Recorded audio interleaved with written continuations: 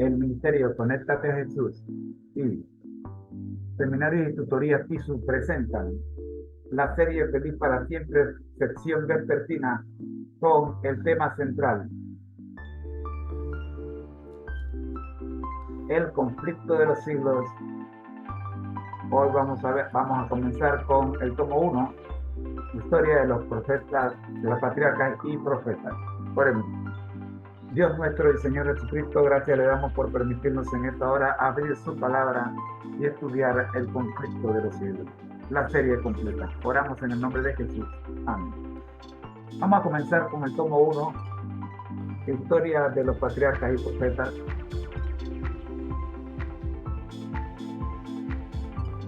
Agradeciendo al sitio de audio de Elena G. de White.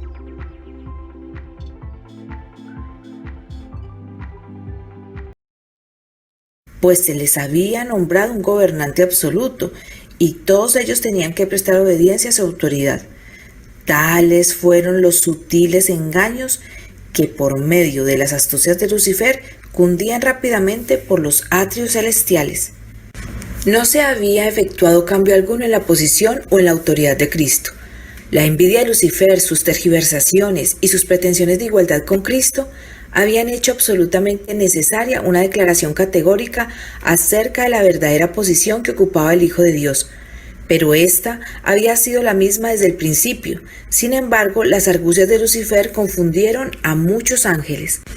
Valiéndose de la amorosa y leal confianza depositada en él por los seres celestiales que estaban bajo sus órdenes, había inculcado tan insidiosamente en sus mentes su propia desconfianza y descontento que su influencia no se discernía.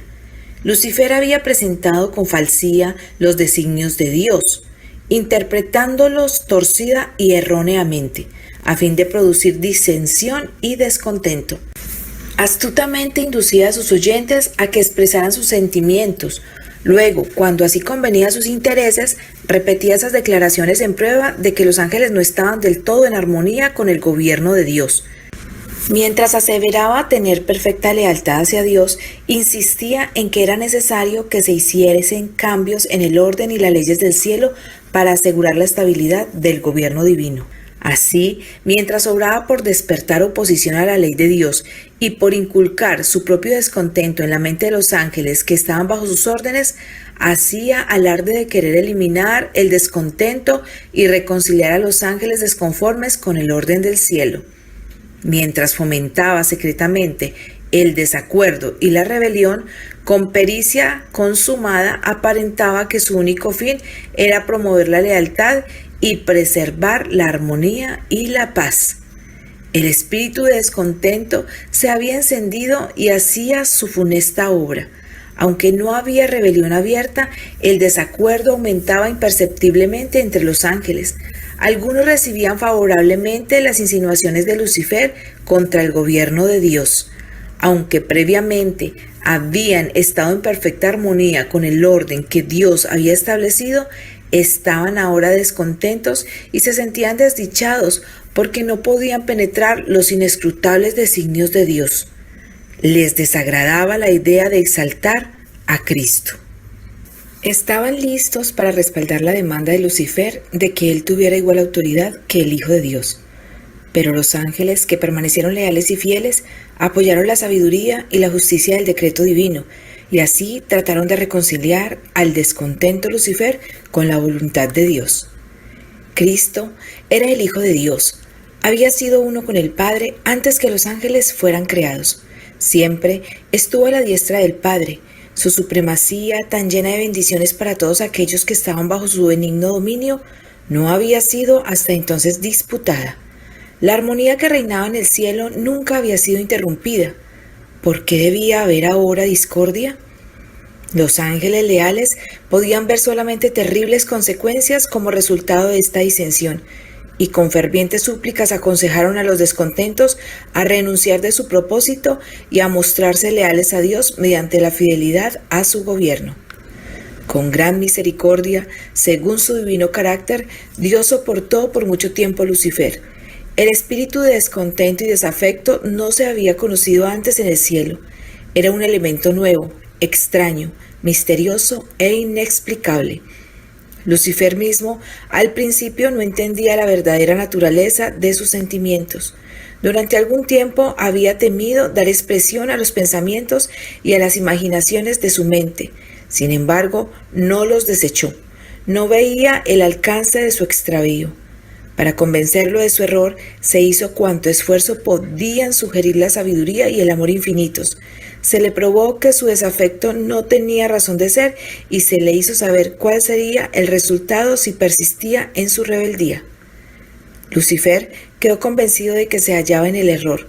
Vio que justo es Jehová en todos sus caminos y misericordioso en todas sus obras, que los estatutos divinos son justos y que debía reconocerlos como tales ante todo el cielo.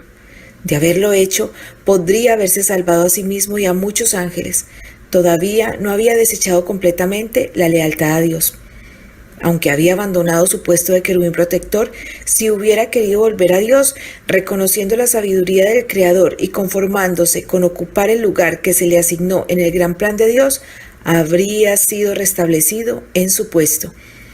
Había llegado el momento de tomar una decisión final. Él debía someterse completamente a la divina soberanía o colocarse en abierta rebelión. Casi decidió volver sobre sus pasos, pero el orgullo no se lo permitió. Era un sacrificio demasiado grande para quien había sido honrado tan altamente el tener que confesar que había errado, que sus ideas y propósitos eran falsos y someterse a la autoridad que había estado presentando como injusta. Un creador compasivo, deseoso de manifestar piedad hacia Lucifer y sus seguidores, procuró hacerlos retroceder del abismo de la ruina al cual estaban a punto de lanzarse, pero su misericordia fue mal interpretada. Lucifer señaló la longanimidad de Dios como una prueba evidente de su propia superioridad sobre él, como una indicación de que el Rey del Universo aún accedería a sus exigencias. El templo y su dedicación. Salomón ejecutó sabiamente el plan de erigir un templo para el Señor, como David lo había deseado durante mucho tiempo. Durante 7 años Jerusalén se vio llena de obreros activamente ocupados en nivelar el sitio escogido, construir grandes paredes de retención, echar amplios cimientos de grandes piedras, piedras de precio y piedras labradas, dar forma a las pesadas maderas traídas de los bosques del Líbano y erigir el magnífico santuario. Simultáneamente, con la preparación de la madera y de las piedras a la cual muchos millares dedicaban sus energías, progresaba constantemente la elaboración de los muebles para el templo, bajo la dirección de Hirán de Tiro, un hombre hábil y entendido, el cual sabía trabajar en oro y plata y metal y hierro, en piedra y en madera, en púrpura y en cardeno, en lino y en carmesí. Mientras el edificio se iba levantando silenciosamente en el monte Moria, con piedras que traían ya acabadas, de tal manera que cuando la edificaban, ni martillos ni hachas se oyeron en la casa, ni ningún otro instrumento de hierro. Los hermosos adornos se ejecutaban de acuerdo con los modelos confiados por David a su hijo, todos los vasos para la casa de Dios. Estas cosas incluían el altar del incienso, la mesa para los panes de la proposición, el candelero y sus lámparas, así como los vasos e instrumentos relacionados con el ministerio de los sacerdotes en el lugar santo, todo de oro perfecto. Los enseres de bronce, el altar de los holocaustos, la gran cuba sostenida por 12 bueyes, las fuentes de menor tamaño, los muchos otros vasos, fundiólos el rey en los llanos del Jordán, en tierra arcillosa, entre Suchop y Seredat. Esos enseres fueron provistos en abundancia para que no se careciese de ellos. De una belleza insuperable y esplendor sin rival era el palacio que Salomón y quienes le ayudaban erigieron para Dios y su culto. Adornado de piedras preciosas, rodeado por atrios espaciosos y recintos magníficos, forrado de cedro esculpido y de oro bruñido, el templo con sus cortinas bordadas y muebles preciosos era un emblema adecuado de la iglesia viva de Dios en la tierra, que a través de los siglos ha estado formándose de acuerdo con el modelo divino, con materiales comparados a oro, plata, piedras preciosas, labradas a manera de las de un palacio. De este templo espiritual es la principal piedra del ángulo Jesucristo mismo, en el cual, compaginado todo el edificio, va creciendo para ser un templo santo en el Señor. Por fin quedó terminado el templo proyectado por el rey David y construido por su hijo Salomón. Y todo lo que Salomón tuvo en voluntad de hacer en la casa de Jehová y en su casa fue prosperado. Entonces, a fin de que el palacio que coronaba las alturas del monte Moria fuese en verdad, como tanto lo había deseado David, una morada no destinada al hombre, sino para Jehová Dios, quedaba por realizarse la solemne ceremonia de dedicarlo formalmente a Jehová y su culto. El sitio en que se construyó el templo se venía considerando desde largo tiempo atrás como lugar sagrado. Allí era donde Abraham, padre de los fieles, se había demostrado dispuesto a sacrificar a su hijo en obediencia a la orden de Jehová. Allí Dios había renovado con Abraham el pacto de la bendición que incluía la gloriosa promesa mesiánica de que la familia humana sería liberada por el sacrificio del Hijo del Altísimo. Allí era donde por medio del fuego celestial Dios había contestado a David cuando éste ofreciera holocaustos y sacrificios pacíficos a fin de detener la espada vengadora del ángel destructor. Y nuevamente los adoradores de Jehová volvían a presentarse allí delante de su Dios para repetir sus votos de fidelidad a Él. El momento escogido para la dedicación era muy favorable, el 7º mes, cuando el pueblo de todas partes del reino solía reunirse en Jerusalén para celebrar la fiesta de las cabañas, que era preeminentemente una ocasión de regocijo. Las labores de la cosecha habían terminado. No habían empezado todavía los trabajos del nuevo año. La gente estaba libre de cuidados y podía entregarse a las influencias sagradas y placenteras del momento. A la hora señalada, la hueste de Israel, con representantes ricamente ataviados de muchas naciones extranjeras, se congregaron en los atrios del templo. Era una escena de esplendor inusitado. Salomón, con los ancianos de Israel y los hombres de más influencia entre el pueblo, había regresado de otra parte de la ciudad, de donde habían traído el arca del testamento. De las alturas de Gabaón había sido transferido el antiguo tabernáculo del testimonio y todos los vasos del santuario que estaban en el tabernáculo. Y estos preciosos recuerdos de los tiempos en que los hijos de Israel habían peregrinado en el desierto y conquistado Canaán hallaron albergue permanente en el magnífico edificio erigido para reemplazar la estructura portátil. Cuando llevó al templo el arca sagrada que contenía las 2 tablas de piedra sobre las cuales el dedo de Dios había escrito los preceptos del Decálogo, Salomón siguió el ejemplo de su padre David. A cada intervalo de 6 pasos ofreció un sacrificio, con cantos, música y gran pompa. Los sacerdotes metieron el arca del pacto de Jehová en su lugar, en el oratorio de la casa, en el lugar santísimo. Al salir del santuario interior, se colocaron en los lugares que les habían sido asignados. Los cantores, que eran levitas ataviados de lino blanco y equipados con címbalos, salterios y arpas, se hallaban en el extremo situado al oriente del altar, y con ellos había 120 sacerdotes que tocaban las trompetas.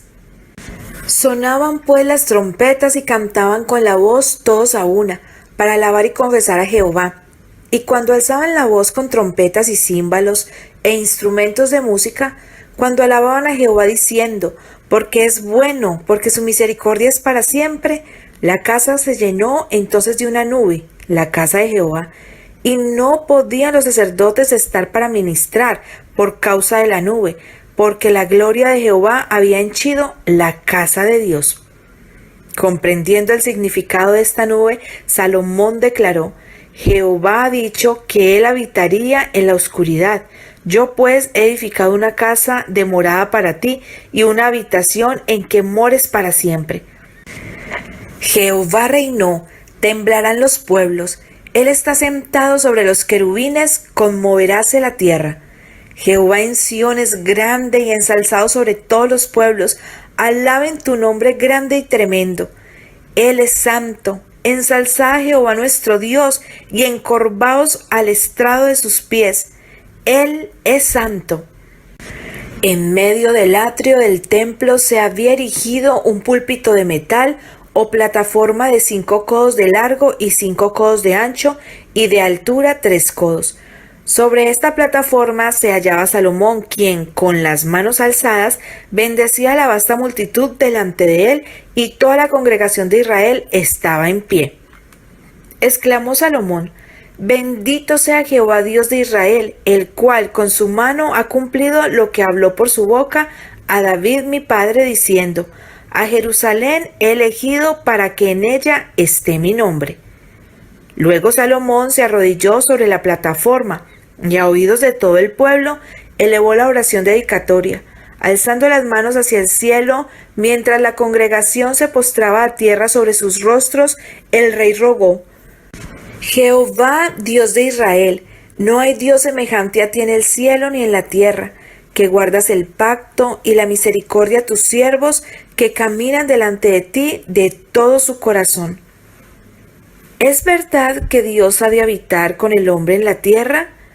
He aquí los cielos y los cielos de los cielos no pueden contenerte, cuánto menos esta casa que he edificado.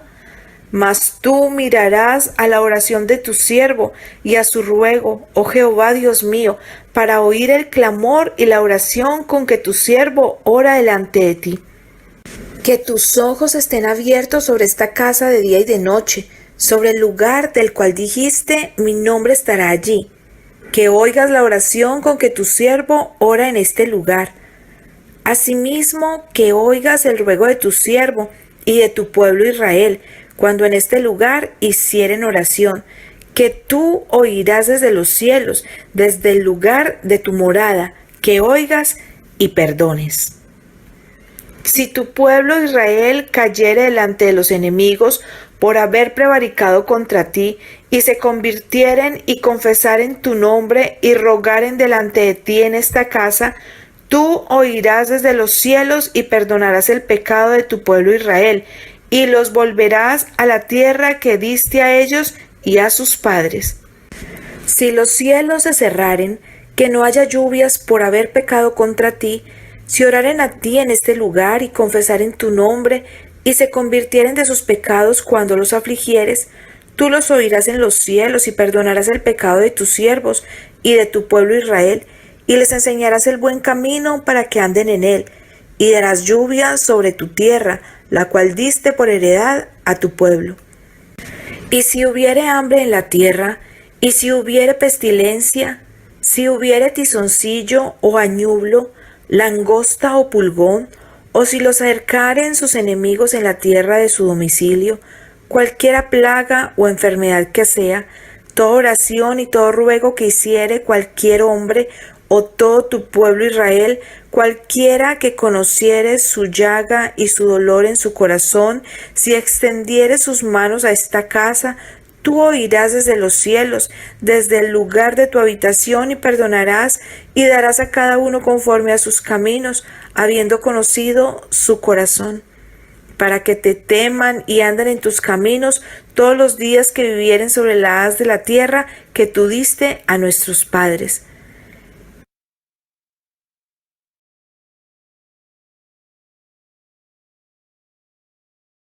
Y bien, hasta aquí vamos a quedar. Nos preparamos entonces para el siguiente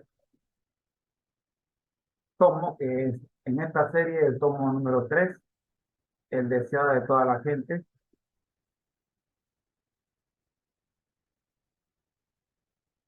al que el Señor llama capacita, al que envía acompaña.